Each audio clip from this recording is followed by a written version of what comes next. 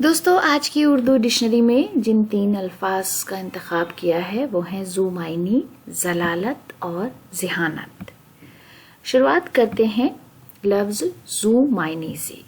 ذو معنی کا مطلب ہے ایک سے زیادہ معنی و مطلب والا، معنی دار۔ مراد گول مول بات کرنا جس سے 2 یا اس سے زیادہ مفہوم پیدا ہوتے ہوں، وہ بات جس میں کئی پہلو یا معنی و مطلب نکلتے ہوں۔ 2 مختلف معنی رکھنے والا لفظ یا بات جس کے ایک معنی میں ضم کا پہلو ہو۔ ہندی میں اس طرح سے سمجھ سکتے ہیں، دوہرا ارتھ رکھنے والے ارتھات گول مول بات جس سے 2 یا 2 سے ادھک ارتھ اتپن ہوتے ہوں، وہ بات جس میں کئی درشٹیکون یا ارتھ نکلتے ہوں۔ A word or expression open to 2 interpretations, word or expression with 2 different meaning۔ تو ایک سے زیادہ جس میں بھی مطلب نکل رہا ہے وہ ذو معنی لفظ ہے۔ محمد مبشر میوں کا ایک شعر ہے، میں تجھ کو یاد بھی کرتا ہوں اور نہیں بھی دوست، میرا یہ شعر بھی ذو معنی بن گیا ہوگا۔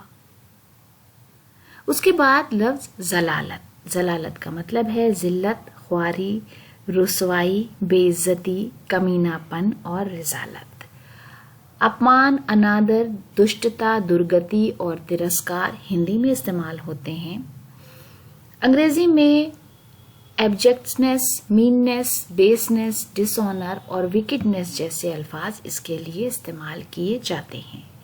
سرفراز خان اعظمی کا شعر ہے، گئی رتوں کے حوالوں سے گل کھلاتا ہے، اسے خود اپنی ضلالت کھٹک نہیں رہی ہے۔ اس کے بعد لفظ ذہانت۔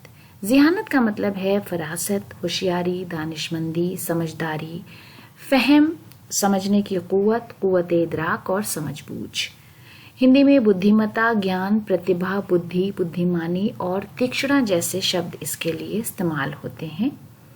انگریزی میں انٹیلیجنس، سیگیسٹی، ایکیوٹنس، اسمارٹنس اور شارپنس جیسے الفاظ استعمال کیے جاتے ہیں۔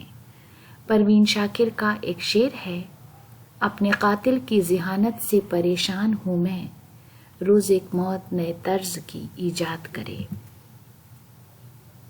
تو دوستو اسی شعر کے ساتھ آج کا ویڈیو ختم کرتے ہیں۔ اگلے ویڈیو میں آپ سے پھر ملاقات ہوگی، تب تک اپنا خیال رکھیے۔